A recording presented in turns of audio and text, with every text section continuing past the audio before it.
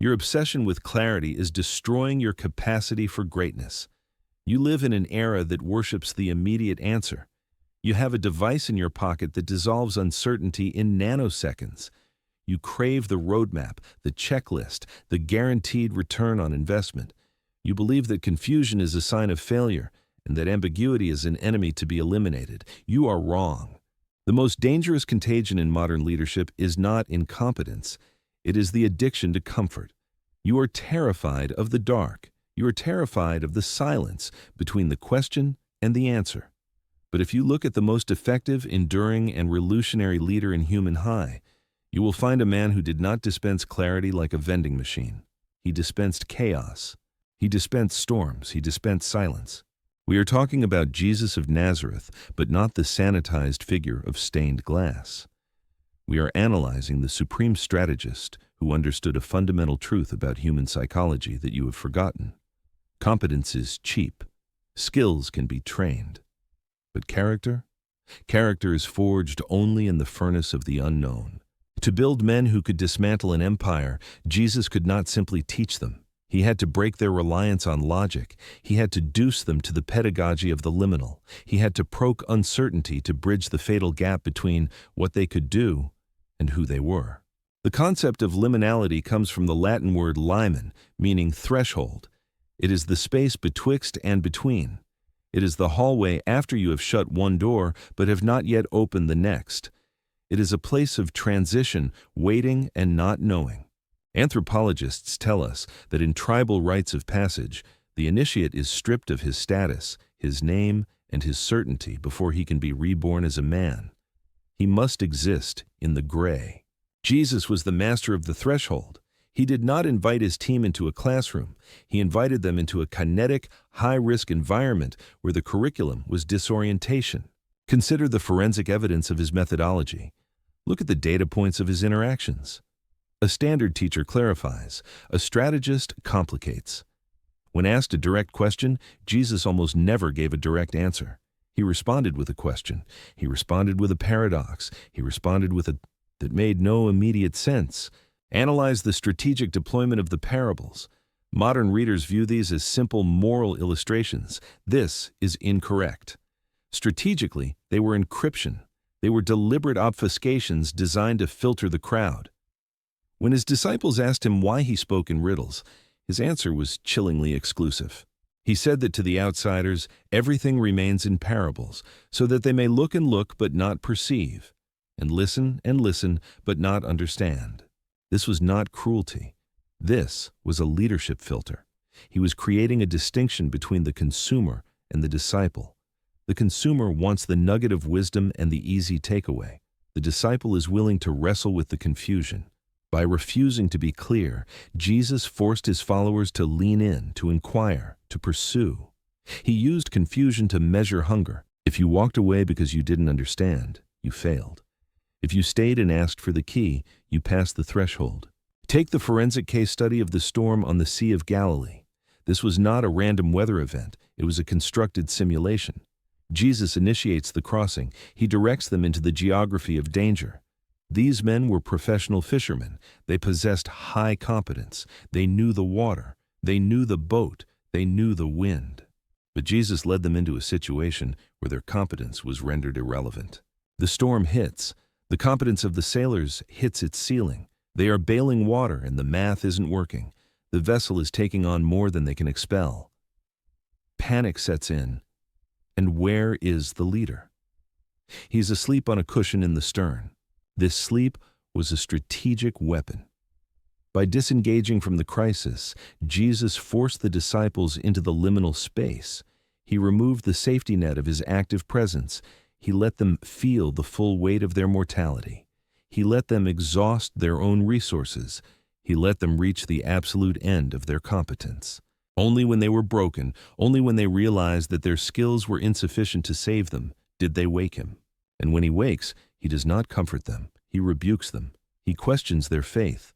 Why? Because the storm was a test of character, not seamanship. He was showing them that their internal reality, their terror, was more dangerous than the external reality of the waves. He provoked uncertainty to reveal that while they were competent sailors, They were spiritually fragile men. He had to break their confidence in what they knew to build their confidence in who he was. Look at the incident at Caesarea Philippi. He takes them to a region known for pagan worship, a place of cultural hostility. He isolates them. Then he drops the ultimate identity audit. Who do people say I am? They rattle off the market research. Some say John the Baptist. Some say Elijah. Then he pits. But what about you? Who do you say I am? He puts them on the spot. He forces a declaration. He strips away the safety of public opinion and demands a personal verdict. This is the liminal edge. Peter steps forward and gets the answer right, declaring him the Messiah. Jesus affirms him. But moments later, when Jesus reveals the strategic roadmap that he must suffer and die, Peter rebukes him. Peter had the right, but he had the paradigm wrong. Peter was looking for a geopolitical conqueror. Jesus was a suffering servant. The moment Peter tries to correct the strategy, Jesus turns on him with ferocity. Get behind me, Satan. The whiplash is intentional. In 5 minutes, Peter goes from the rock on which the church will be built to the mouthpiece of the adversary. Jesus destabilizes Peter to destroy his arrogance. He validates his insight, but crushes his ego. This is the pedagogy of the liminal. You are never safe. You are never fully arrived. You are always being calibrated. Jesus kept them in a state of alert tension, never allowing them to settle into a rhythm of complacency. Now, we must execute a strategic pit. We must understand the mechanics of why this works and why it is the only way to build elite leadership. There is a gap between competence and character. Competence is your ability to manipulate your environment. It is your technical skill, your sales, your coding ability, your operational efficiency. Character is your ability to master yourself. It is your integrity, your resilience, your emotional regulation, your endurance.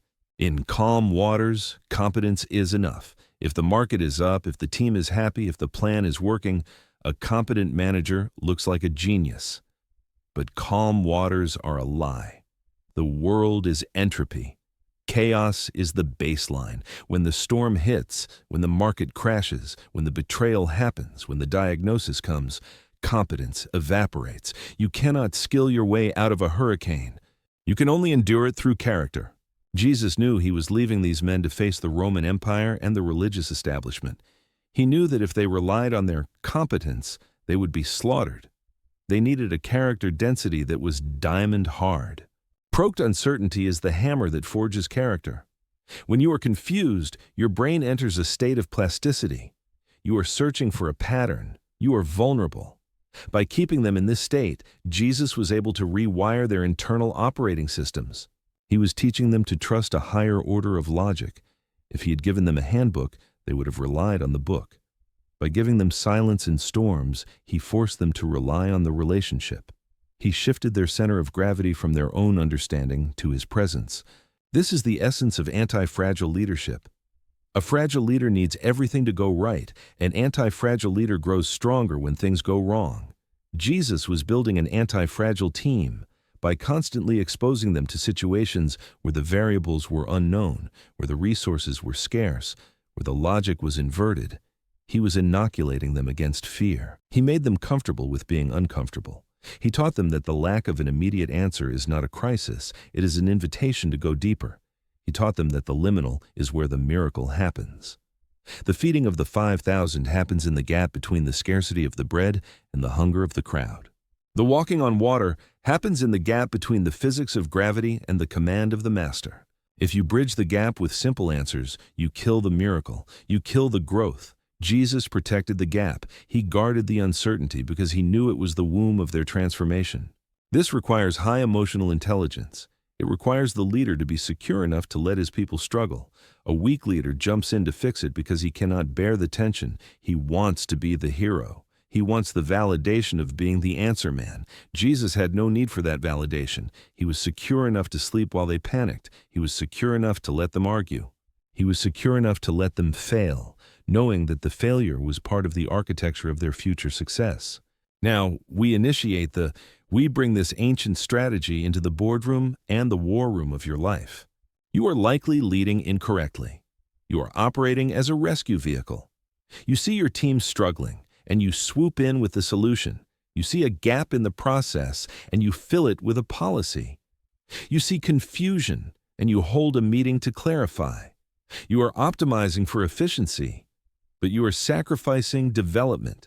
You are breeding a generation of technicians who cannot think. You are surrounding yourself with people who can execute a command but cannot navigate a crisis. You are building a boat full of sailors who will wake you up the moment the wind changes. You must adopt the pedagogy of the liminal. You must become a strategist of uncertainty. This does not mean being vague or incompetent. It means intentionally withholding the full picture to force your team to engage their own cognitive and spiritual resources. Stop answering every question. When a subordinate brings you a problem, do not solve it. Ask them what they see. Ask them what the hidden variables are. Push them back into the threshold. Let them sweat. Let them sit in the tension of the unsolved equation.